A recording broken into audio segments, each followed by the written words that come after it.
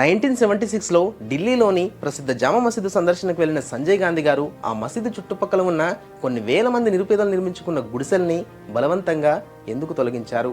తనకు ఎలాంటి రాజకీయ పదవి లేకపోయినా సరే దేశంలోని జనాభాను తగ్గించడానికి 1 కోటి మందికి పైగా భారతీయులపై ఆయన అనుసరించిన అత్యంత క్రూరమైన చర్య ఏమిటి?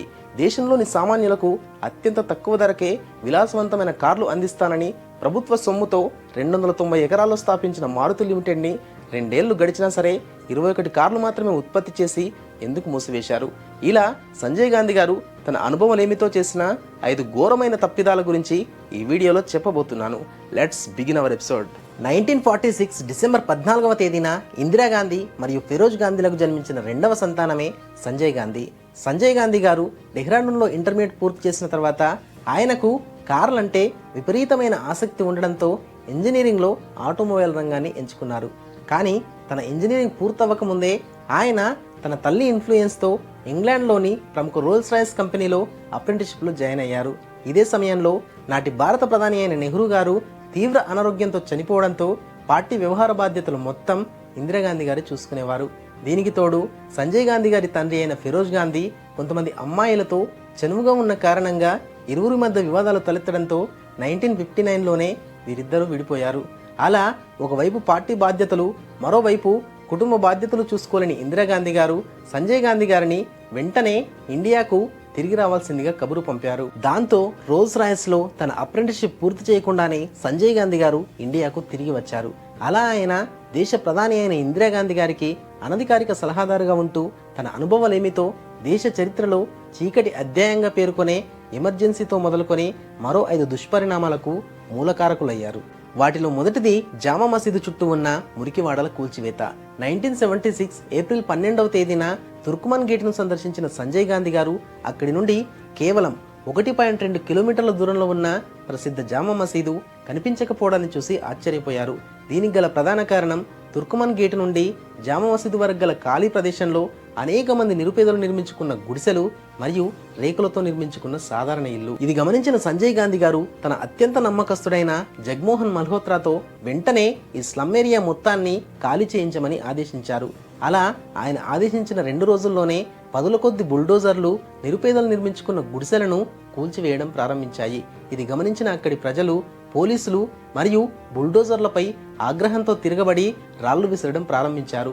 దాంతో సిఆర్పిఎఫ్ సిబ్బంది రంగంలోకి దిగి ప్రజలపై బాష్పవాయువులతో పాటు కాల్పులు జరపడం ప్రారంభించారు.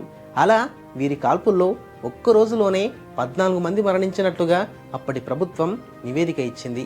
కానీ 1977లో జనతా ప్రభుత్వాన్ని నియమించిన షా కమిషన్ ఈ కాల్పుల్లో కనీసం 150 మంది అమాయకులు మరణించినట్లుగా తన నివేదికలో పేర్కొంది. అలాగే దేశ రాజధాని అయిన ఢిల్లీ నగరంలో 1975 నుండి 1977 మధ్య అక్రమ నిర్మాణాల పేరుతో 150,000 కట్టడాలను కూల్చివేసినట్టుగా షా కమిషన్ తన నివేదికలో పేర్కొంది. ఇలా కూల్చివేతల కారణంగా 7 లక్షల మంది ప్రజలు నిరాశ్రయులయ్యారని కూడా షా కమిషన్ తన నివేదికలో రిపోర్ట్ ఇచ్చింది. నంబర్ 2, 1 కోటి మందికి పైగా నిర్వహించిన కుటుంబ నియంత్రణ ఆపరేషన్లు. 1970 నాటికి మన దేశ జనాభా 56 కోట్లుగా ఉంటూ చైనా తర్వాత ప్రపంచంలోనే 2వ అత్యధిక జనాభా గల దేశంగా ఉండేది. అయితే ఈ పేదరికం మరియు నిరుద్యోగానికి ఈ జనాభా పెరుగుదలే కారణమని భావించిన సంజయ్ గాంధీ గారు ఎమర్జెన్సీ టైంలో నూతన జనాభా విధానాన్ని అమల్లోకి తీసుకువచ్చారు. ఇందులో భాగంగానే మగవారికి వ్యాసెక్టమీ అంటే సంతానం కలగకుండా ఆపరేషన్లు చేయడం ప్రారంభించారు. ప్రభుత్వ ఉపాధ్యాయులతో పాటు పోలీస్ అధికారులు మరియు హెల్త్ డిపార్ట్మెంట్లో పనిచేసే ప్రతి ఒక్కరికి తాము పూర్తి చేయాల్సిన సర్జరీలను లక్ష్యంగా నిర్ణయించారు. ఆ లక్ష్యాన్ని పూర్తి చేయని వారిని ఉద్యోగాల నుండి తొలగిస్తామని బెదిరించడంతో వారు అనేక మంది మహిళలు మరియు పొట్టకూటి కోసం కూలీ పని చేసుకునే పెళ్లి కాని మగవారికి సైతం డబ్బులు ఆశ చూపి ఈ సర్జరీలు నిర్వహించారు. అలాగే నాటి రాజస్థాన్ ప్రభుత్వం కుటుంబ నియంత్రణ ఆపరేషన్లు చేసుకుని గ్రామాలకు నీటి సరఫరాను నిలిపివేసింది. ఉత్తరప్రదేశ్ ప్రభుత్వ ఉపాధ్యాయులు సైతం స్టెరిలైజేషన్ చేయించుకోవాల్సిందని పట్టుబట్టింది. చాలా మంది స్త్రీలు తమ భర్తలు నపుంసకులుగా మారతారనే భయంతో పగటి సమయంలో వారిని రహస్య ప్రదేశాలలో తలదాచేవారు. అలాంటి వారిని కాపు కాసి మరీ అర్ధరాత్రి సమయంలో హాస్పిటళ్లకు తరలించేవారు. కేవలం 1976లోనే 62 లక్షల మందికి ఈ స్టెరిలైజేషన్ నిర్వహించినట్లు షా కమిషన్ తన నివేదికలో పేర్కొంది. కానీ సరైన పరిశుభ్రత చర్యలు చేపట్టకపోవడం వల్ల కొన్ని వేల మంది అమాయకులు ప్రాణాలు కోల్పోయారు. దాంతో 1977లో ఇందిరాగాంధీ గారు ఎమర్జెన్సీని నిలిపివేసిన వెంటనే ఈ కుటుంబ నియంత్రణ ఆపరేషన్ల కార్యక్రమానికి ముగింపు పలికారు. ఈ కారణంగానే ఆ తర్వాత జరిగిన ఎన్నికల్లో ఇందిరాగాంధీ మరియు సంజయ్ గాంధీ గారు ఓడిపోవడంతో పాటు కాంగ్రెస్ కేవలం 154 స్థానాలు మాత్రమే దక్కించుకొని ఘోర పరాజయాన్ని చవిచూడాల్సి వచ్చింది. Number 3, Chaukadi gang. సంజయ్ గాంధీ గారికి ఎలాంటి పదవి లేకపోయినా ఆయనకు అనుకూలంగా పనిచేసేందుకు సీనియర్ ఐపీఎస్ అధికారి అయిన PS Bandar, Delhi lieutenant governor అయిన నవీన్ చావ్లా, యూత్ కాంగ్రెస్ నాయకురాలు అయిన అంబికా సోని మరియు రుక్సానా సుల్తానాలతో చౌకడి గ్యాంగ్ను ఏర్పరచుకున్నారు. ప్రభుత్వం తరపున వచ్చే కాంట్రాక్టులు గాని, లైసెన్సులు గాని, చివరికి ప్రభుత్వ ఉద్యోగుల ప్రమోషన్లు గాని, ఇలా ముఖ్యమైన విషయాలన్నింటినీ ఈ చౌకడి గ్యాంగ్ చూసుకునేది. ఇలా సంజయ్ గాంధీ గారికి ఎలాంటి పదవి లేకపోయినా కూడా ఆయన ఏ రాష్ట్రానికి వెళ్ళినా అక్కడ రాచమర్యాదలు లభించేవి. ఫర్ ఎగ్జాంపుల్, ఆయన ఒక పర్యటనలో భాగంగా రాజస్థాన్ వెళ్ళినప్పుడు రాజస్థాన్ ముఖ్యమంత్రి అయిన హర్దేవ్ జోషి గారు ఆయనకు ప్రధానమంత్రి స్థాయిలో స్వాగత మర్యాదలు ఏర్పాటు చేశారు. అలా సంజయ్ గాంధీ గారు ఫ్లైట్ నుండి కిందకు దిగుతుండగా పొరపాటున ఆయన కాలికి ఉన్న చెప్పు కింద పడిపోయింది. అది గమనించిన ఉత్తరప్రదేశ్ ముఖ్యమంత్రి అయిన ఎన్డీ తివారీ గారు వెంటనే పరిగెత్తుకుంటూ వెళ్లి ఆ చెప్పు తీసి సంజయ్ గాంధీ గారి కాళ్లకు తొడిగారు. ఈ సంఘటనపై దేశవ్యాప్తంగా తీవ్ర విమర్శలు రావడంతో ఇందిరాగాంధీ గారు ఇక నుండి తన కుమారుడికి ఎలాంటి రాచమర్యాదలు ఏర్పాటు చేయవద్దని ఆదేశించారు. కానీ అలా ఆదేశించిన కొద్ది రోజులకే సంజయ్ గాంధీ గారు యూత్ కాంగ్రెస్ నాయకుడిగా బాధ్యతలు చేపట్టడంతో ఇక నుండి సంజయ్ గాంధీ ఏ రాష్ట్రానికి వచ్చినా పార్టీ తరపున స్వాగత మర్యాదలు ఏర్పాటు చేయాలని హోంశాఖ నుండి ఉత్తర్వులు వెలువడ్డాయి. నంబర్ 4, మారుతి కార్ కుంభకోణం. కార్లపై విపరీతమైన ఆసక్తి కలిగిన సంజయ్ గాంధీ గారు తన తల్లి అయిన ఇందిరాగాంధీ గారితో దేశ ప్రజలకు అత్యంత తక్కువ ధరలో విలాసవంతమైన కారును అందించాలనుకుంటున్నానని, అందుకోసం ప్రభుత్వమే ఈ కంపెనీని స్థాపించి నిర్వహించాలని విజ్ఞప్తి చేశారు. దాంతో ఇందిరాగాంధీ గారు ఒక్క క్షణం కూడా ఆలోచించకుండా నాటి హర్యానా ముఖ్యమంత్రి అయిన బన్సీలాల్కు భూసేకరణ బాధ్యతలు అప్పగించారు. అప్పటికే అనేక అవినీతి ఆరోపణలు ఎదుర్కొంటున్న బన్సీలాల్ ఇందిరాగాంధీ గారి మద్దతు కోసం అనేక మంది నిరుపేద రైతుల నుండి 290 ఎకరాల భూమిని బలవంతంగా సేకరించారు. దీనికి తోడు పంజాబ్ నేషనల్ బ్యాంక్ లాంటి ప్రభుత్వ రంగ బ్యాంకులు లోన్ ఇవ్వడంతో పాటు అనేక మంది పారిశ్రామికవేత్తలను ఇందులో పెట్టుబడులు పెట్టాల్సిందిగా సంజయ్ గాంధీ గారు ఒత్తిడి తీసుకువచ్చారు. అలా 1975లో స్థాపించిన ఈ కంపెనీ సంవత్సరానికి 50,000 కార్లను ఉత్పత్తి చేయడాన్ని తన లక్ష్యంగా పెట్టుకుంది. కానీ 4 ఏళ్లు గడిచినా సరే ఈ కంపెనీ కేవలం 21 కార్లను మాత్రమే ఉత్పత్తి చేయగలిగింది. దీనికి గల ప్రధాన కారణం వ్యాపార రంగంలో ఏమాత్రం అనుభవం లేని సంజయ్ గాంధీని ఇందిరాగాంధీ గారు కేవలం తన చిన్న కుమారుడు అనే ప్రేమతోనే ఈ కంపెనీకి మేనేజింగ్ డైరెక్టర్గా నియమించడం. అలాగే ఈ కంపెనీ నిర్వహణలో అనేక అవినీతి చోటు చేసుకుందని షా కమిషన్ తన నివేదికలో పేర్కొనడంతో 1977లోనే ఈ కంపెనీని మూసివేశారు. Number 5, 1975 emergency.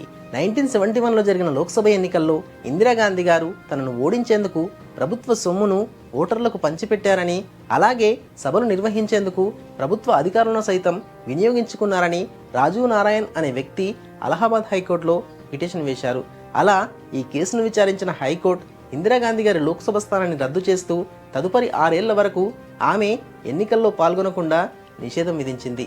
దాంతో ఇందిరాగాంధీ గారు ఆ తీర్పును సవాలు చేస్తూ సుప్రీంకోర్టులో అప్పీల్ చేశారు.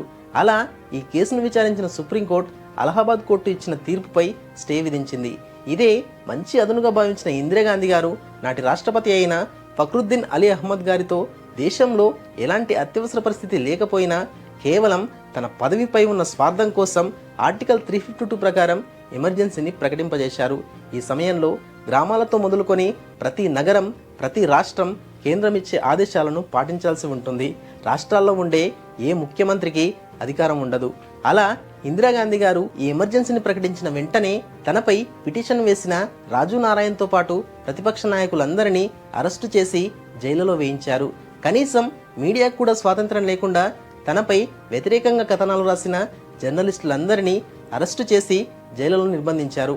ఇలా మీడియా స్వేచ్ఛను హరించడం ప్రమాదకరమని ఎంఎన్ రాయ్ లాంటి సీనియర్ కాంగ్రెస్ నాయకులు ఎంతో నచ్చజెప్పినా ఇందిరాగాంధీ గారు పట్టించుకోలేదు. అయితే ఇందిరాగాంధీ గారు ఇలా ఎమర్జెన్సీని ప్రకటించి నిరంకుశంగా వ్యవహరించడం వెనుక ఉన్న కీలకమైన వ్యక్తి సంజయ్ గాంధీయే అని భావించిన కొంతమంది కాంగ్రెస్ నాయకులు సొంత పార్టీనే వ్యతిరేకించడం మొదలుపెట్టారు.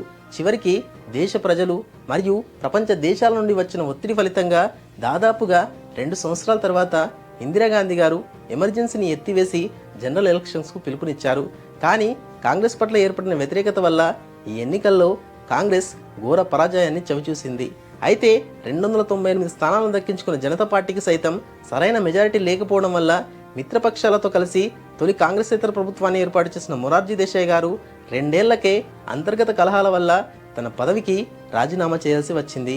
ఆ తర్వాత జరిగిన ఎన్నికల్లో ఇందిరాగాంధీ గారు భారీ మెజారిటీని సంపాదించుకొని మళ్ళీ ప్రధానిగా బాధ్యతలు చేపట్టారు. ఇదే సమయంలో కాంగ్రెస్ పార్టీకి జనరల్ సెక్రటరీగా బాధ్యతలు చేపట్టిన సంజయ్ గాంధీ గారు ఢిల్లీలోని సఫ్దర్జంగ్ విమానాశ్రయంలో గల అత్యాధునిక పిట్స్ S2A విమానాన్ని నడపాలనుకున్నారు. అడ్వెంచర్స్ అంటే ఎంతగానో ఇష్టపడే ఆయన ప్రముఖ పైలట్ అయిన సుభాష్ సక్సేనా గారిని తన వెంట పెట్టుకొని బయలుదేరారు. అలా ఉదయం 7:58 ఫ్లైట్ టేకాఫ్ అయింది. దాదాపుగా 12 నిమిషాల పాటు ఫ్లైట్ ఆకాశంలో చక్కర్లు కొట్టింది. అలా ఆయన విన్యాసాన్ని కాంగ్రెస్లోని సీనియర్ నాయకులు చూస్తూ గొప్పగా మాట్లాడుకుంటున్నారు. కానీ 12 నిమిషాల తర్వాత దురదృష్టవశాత్తు సంజయ్ గాంధీ గారు ప్రయాణిస్తున్న ఆ ఫ్లైట్ ఇంజన్ ఒక్కసారిగా ఆఫ్ అయింది.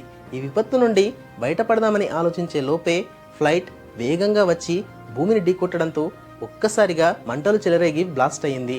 ఆ ప్రమాద తీవ్రత ఎంతలా ఉందంటే ఈ దుర్ఘటన తర్వాత సంజయ్ గాంధీ మరియు సుభాష్ గారుల మృతదేహాలు వేరు చేయడానికి డాక్టర్స్కి 6 గంటల సమయం పట్టింది. దాంతో ఎంతటి కష్టాన్నైనా ఓర్చుకునే ఇందిరాగాంధీ గారు తన కుమారుడి మరణాన్ని జీర్ణించుకోలేక గుండెలు అవిసేలా ఏడ్చారు. ఇలా సంజయ్ గాంధీ గారు తనకు ఎలాంటి రాజకీయ అనుభవం లేకపోయినా తన తొందరపాటు వల్ల తీసుకున్న నిర్ణయాలతో దేశ ప్రజలు కొన్ని దశాబ్దాల పాటు బాధపడాల్సి వచ్చింది. అయినా సరే ఆయన దేశం వృద్ధి పథంలో ముందుకు సాగాలి అంటే ప్రభుత్వం కఠినంగా వ్యవహరించాల్సి ఉంటుందని, ఒకవేళ ఆయన ప్రధాని అయి ఉంటే దేశం మరింత వృద్ధి పథంలో ముందుకు సాగి ఉండేదని ఇప్పటికీ కొంతమంది నమ్ముతుంటారు. నా ఒపీనియన్ ప్రకారం నాయకుడు అనేవాడు బంధుప్రీతిని విడనాడి తను గెలిపించుకున్న ప్రజల్ని కన్న బిడ్డల్లాగా చూసుకున్నప్పుడే ఏ దేశమైనా వృద్ధి పథంలో ముందుకు సాగుతుంది. మరి సంజయ్ గాంధీ గారి గురించి మీరేమనుకుంటున్నారు? మీ విలువైన అభిప్రాయాన్ని తప్పకుండా కామెంట్ చేయండి.